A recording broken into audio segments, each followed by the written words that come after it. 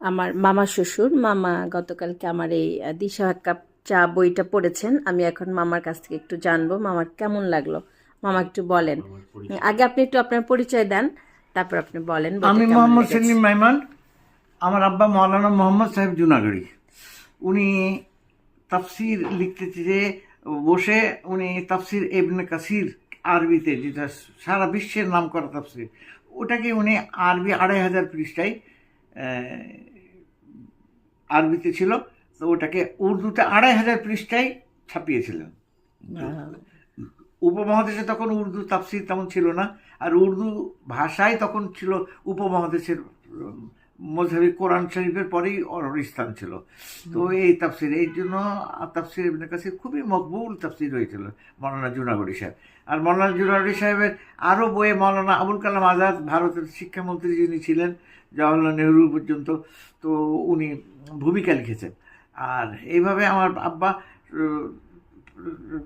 যে বইটা তাফসির ইবনে কাসির, উর্দুটা সৌদি সরকার ফাহাদ প্রকাশনী থেকে বেরিয়েছে, এখন দূতাবাসগুলোতে পাওয়া যায়, বাংলাদেশ দূতাবাস থেকে, তারপরে উপমহাদেশের ভারত, তারপরে সবজিদা খন্দকার সম্পাদ দিশা ও এক কাপ চা, এই বইটা কালকে পড়ে আমি কয়েক ঘন্টার মধ্যে বইটা শেষ করলাম।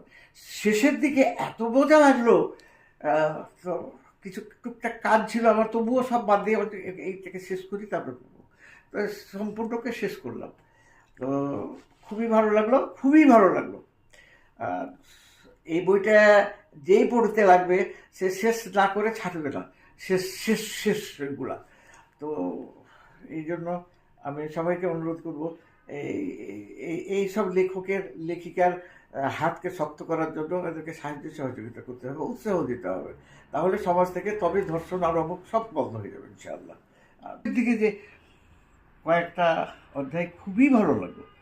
আর এটা বর্তমান সময়টায় যে ধর্ষণের জন্য সমাজ উঠে পড়ে লেগেছে, অনেক প্রবন্ধ বেরোচ্ছে, আর অনেক ঘটনায় ক্ষতিগ্রস্ত হচ্ছে, বিশেষ করে মহিলা সমাজ।